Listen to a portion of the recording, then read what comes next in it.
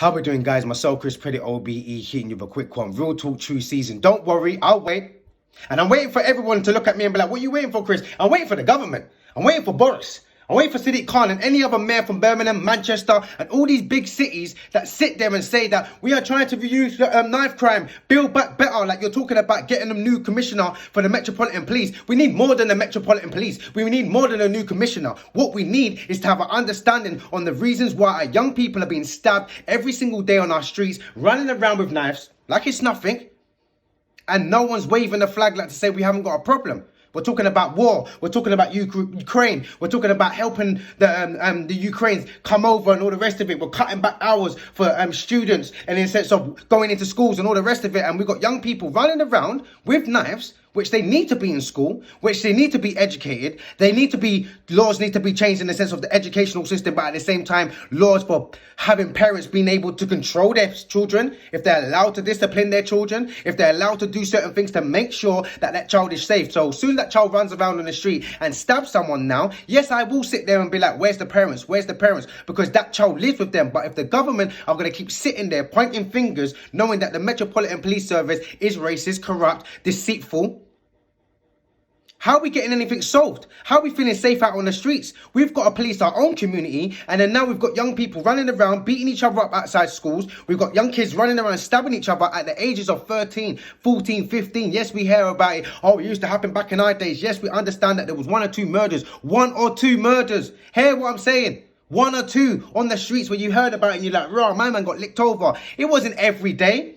It wasn't people just being stabbed randomly because you're from this end, you're from that area, and we haven't sat down and thought like, rah, this is a problem. We know it's a problem, but we only want to patch it up when another child dies. Oh, now we want to march. Now we want to protest. Another child dies. Now we want to march. Now we want to protest. Children are dying every single day. The news don't even report it anymore. That's how bad it is. The news don't even report the deaths anymore. They're like, oh, Bundy's little kids, man, running around. But that's our future. So if we don't look at these young people and say, do you know what? One day they're going to be adults. One day they're going to have children. One day they're going to be doing other things in their life, which is now going to have a ripple effect on the next generation to come up. So if we're not teaching them responsibilities, morals, values, respect, if they're running around with knives, with Rambos and stabbing people and killing people and shooting guns at the age of 16, 17, what do you think is going to happen when they're in their 30s and they're now having children? Look at our young girls. Our young girls are getting more heavily into gangs. They're getting more heavily into sexual contact with other people, other boys, and it's all going out of control. And we sit there and talk about, oh, well, it's the school that we need to sit down and talk to them. No, we have to talk to them as a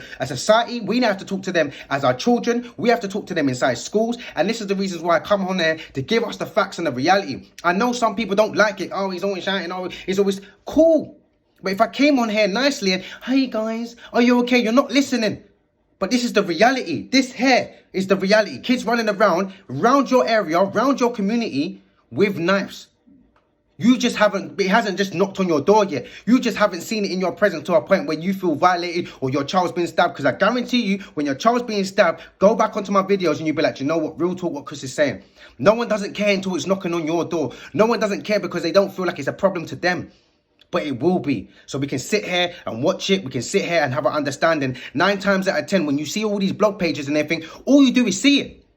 At least I'm sitting here saying, you know what? I'm going to have a reaction to it. I'm going to speak up about it. We're going to sit there and digress the topic. We're going to sit there and break down on the reasons why young people are doing it. Other times you're just seeing it and there's no contents behind it. There's no understanding. All you have done is saw it, and all you can do now is walk away and be like, rah, this is a messed up place. But at least someone's saying, you know what? This is messed up, but what can we do? Are we providing enough support for our young people? Are we getting onto the government enough when they're sitting there telling us, we're going to try and we're going to upgrade this and we're going to help you out with living? Like, you know constantly within your life that you had to struggle and do everything that you can right now to bring up your child, to make sure they're going to school, to make sure they're doing certain things. And now we've got to a stage where we're letting them down in a point of we're giving up. Look at what we're seeing, guys. Our kids are killing each other. It's not a case of me just keep saying it. It's the truth. It's the facts. And we've got young people out there that like I said, that are feeling in a disengaged kind of world. You got man them that just go in prison like it's free. You got a man them that's having these understandings like, yeah, chap, gang, like it's free. And I've got someone that messaged me literally saying, big man, I'm a big 44-year-old man. I've been in and out of prison and I've realized it was a waste of time.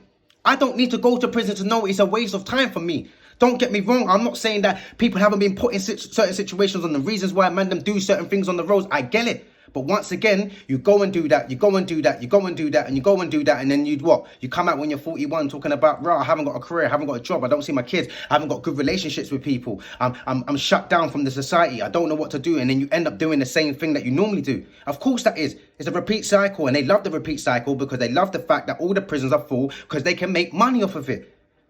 They need the guys to be able to put them into the judge and put them into courts and all the rest of it so the judge can be paid, so the lawyer can be paid. We all know this. Everyone's sitting there making money. The Metropolitan Police needs crime. If there's no crime, there's no Metropolitan Police. If there's no Metropolitan Police, no one's getting bacon. So as much as we want to reduce crime and stop crime, why would we? No, don't stop crime, because I can't work. I can't function. The government can't say to us for our national insurance and all the rest of it, we need more money for policing. We need more money for this. Everyone's making money, but the fact is the streets and the community, socially, you get nothing. All you get is red shafted all the time. And that's the reasons why I'm saying until we wake up, until we start loving our community, until we start understanding we have a problem and we have a choice to change it. What's you guys' thoughts? Comment below.